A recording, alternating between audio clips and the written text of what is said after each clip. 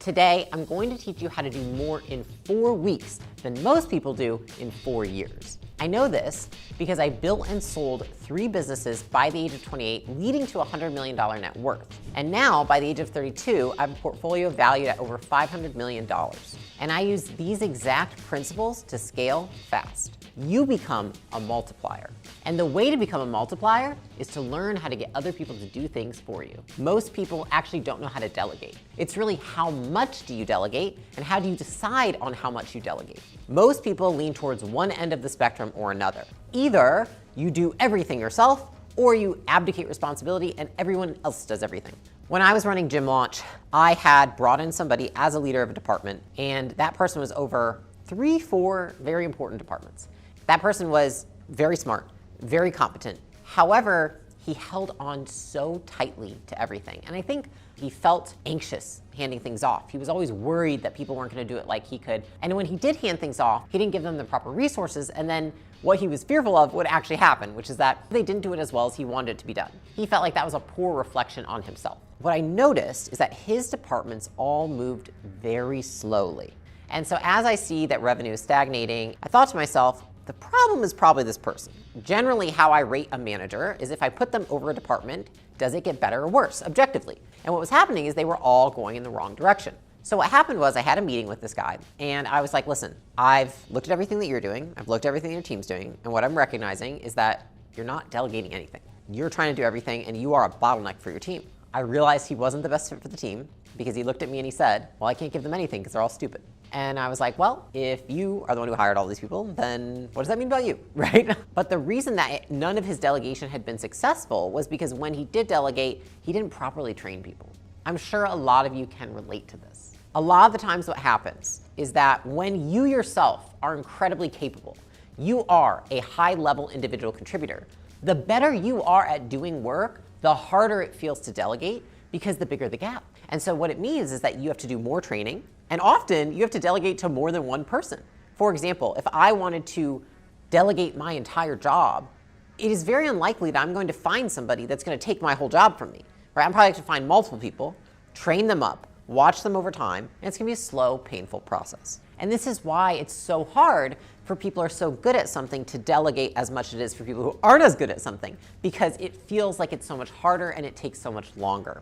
But what happens is that then you keep your team small, you can't grow the business, and ultimately you end up with a job rather than a company. When something is new, when you're trying something new, or when you have a new person, it makes sense to hold on tight. Nobody is going to be able to birth something out of thin air better than the founder themselves. That makes a ton of sense. But at some point, what you will recognize is that the bottleneck to your growth is not you doing more of the thing, it's the fact that you don't know how to get more of the thing off your plate. And so what happens is those people that lean too far in this direction, they hold on to everything. What they often do is they delegate tasks rather than authority. If you delegate tasks, you create followers. If you delegate authority, you create leaders. The reason for that is because you're essentially delegating the doing versus the thinking. In the beginning, that works well because it's like, okay, I don't need people to be making decisions and critically thinking. I need people to be my hands. But at some point, you cannot add any more hands. And then what you find is that all day, every day, you're just delegating tasks for people who you have trained not to think things through. What I had to realize over time as I was growing my own business is that you can either have growth or you can have control. It is very difficult to have both. And so what you do is you give up control and you trade it for growth in order to build your company. When you delegate and start to empower new leaders, what happens a lot is that it feels like you take 2 steps back to take 10 steps forward. Delegation in the beginning takes more time and more work, but long term, it pays off more than if you do it yourself right then. On the other end of the spectrum, we have leaders who do nothing and delegate everything. One of my portfolio company CEOs is what I would say a perpetual abdicator. What that means is that you disregard, give something away and take no responsibility for it. And so what happened was I thought they were doing a fantastic job overseeing the marketing and sales department, but immediately what that person did is wanting to bring in a professional manager, which I totally support. I'm like, yes, let's bring in professional managers. But what they missed, he didn't talk to them, he didn't give them feedback, and he just said, well, because you're a marketing sales professional, I brought you in, do your work. That's not how it works either. You see, some people are highly uncomfortable doing things, like being in the mess of things. The thing about a leader who abdicates responsibility is that they tend to overhire and they tend to not have a company that functions super well because nobody knows what good looks like, because nobody set the ground rules for what good is. There's a lot of people who just delegate sooner because they're stressed, because they're uncomfortable, because they think this is what I'm supposed to do.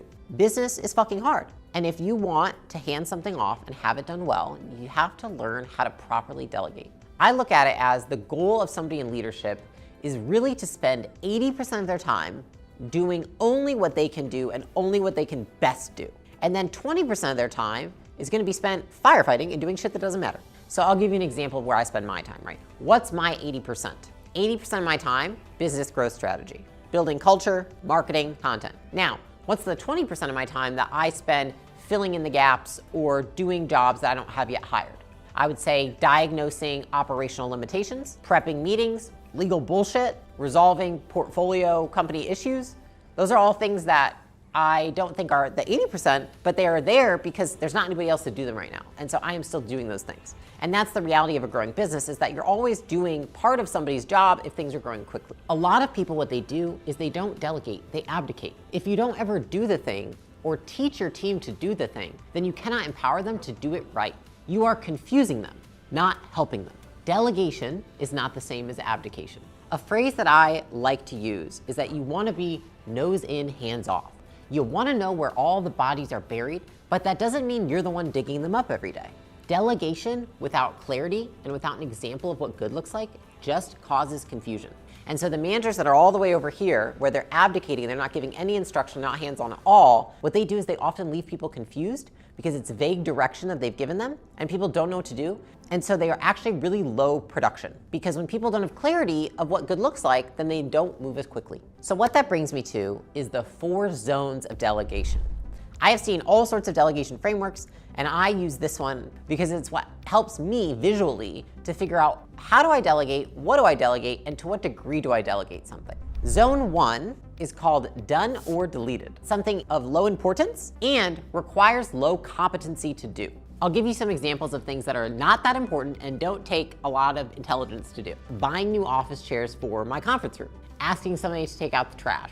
Would I prefer that they're done correctly? Yes, of course I would prefer they're done correctly. But they are not the most important things for me to be focused on, and they also don't require a significant level of intelligence to do. So this is where you delegate things that are not that important and don't require a ton of competency to do.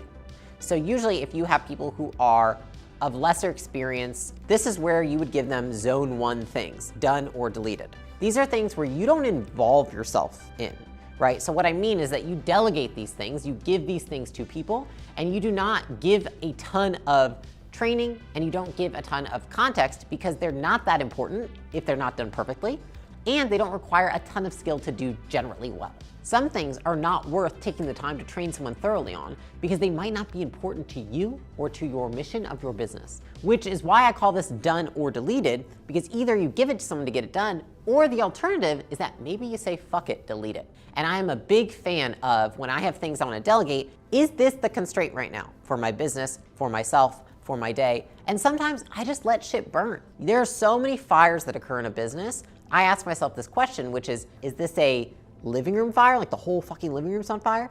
Is this a curtain fire, like the curtains to the living room on fire?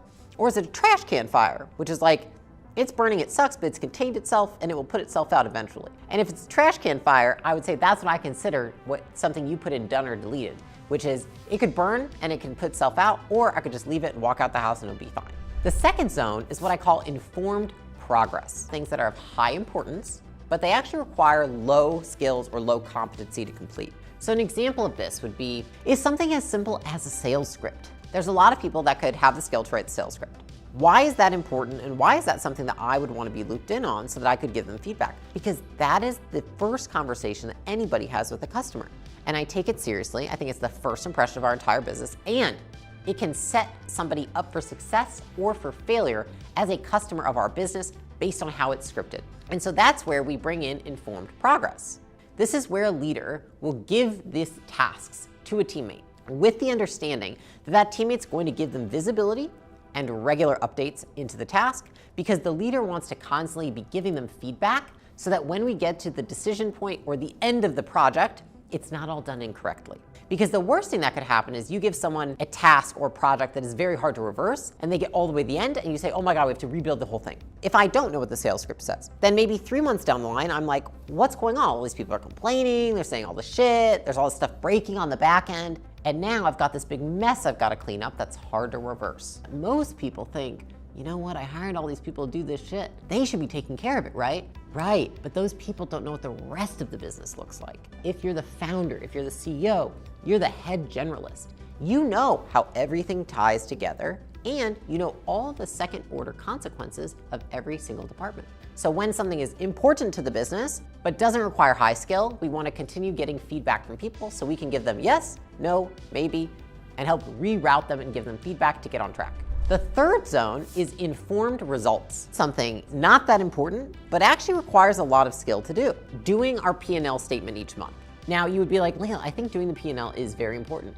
I would say that making sure that we make money is important, but how you structure the P&L is probably a little bit less so to me. Every single email that our CS reps send out, those are not important enough for me to continue checking on, but they're important enough that I am monitoring the results. As long as it's not terrible, it's gonna be fine. And even if it wasn't done correctly, it's not gonna not move the needle for the business. Even the setup for this video right now. I just am gonna see the results of that. I don't need to check in every time that Jason is setting up the cameras and the lighting, because in my opinion, what's gonna move the needle the most for the business as a whole is not this thing. What you have to understand is that you only have so much attention. You want to be doing informed progress, being in the loop of the things that move the needle the most for the business. And then for the other things that are not going to, if done wrong, impact the business greatly, then those things we don't need to be kept in the loop of. Instead, we just see the results. And so we just ask people to give us the results once they are done. For our P&L, give me the summary of all the numbers. For all the emails that are sent out by CS, give me a report at the end of the week. Let me know how the video does when it performs. And so these are things that I would rather look at the results and then adjust going forward. It's not important enough that you need to fix it before it ships. But once it ships and you see the result, then you can say, okay, I'm gonna give you feedback for next time. The fourth zone is the don't delegate zone. And something very important and requires a very high level of competency. This is often when it's your job. These are things that are very hard to reverse, require someone with a ton of expertise, and greatly impact the business. These are things that we don't delegate.